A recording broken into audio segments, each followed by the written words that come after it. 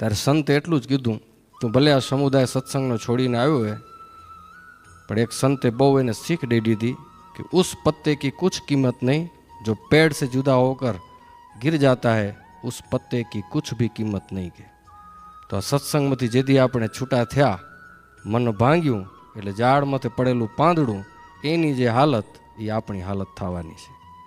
એટલે કીધી નહીં પરિવારથી મન જુદું કરવાનું, ગમે એટલો ભીડો આવે પરિવારમાં તો મારો પરિવાર છે, આ સત્સંગમાંથી ગમે એટલો ભીડો આવે તો મારો સત્સંગ છે, મનને કોઈ દી ભાંગવા ન દેવાનું, મોરું પડવા ન દેવાનું, અલગ થવાનો વિચાર પણ ના આવવો જોઈએ। અહીંયા જ આપણી કસણી છે ને અહીંયા જ આપણે તૈયાર થવાના છીએ।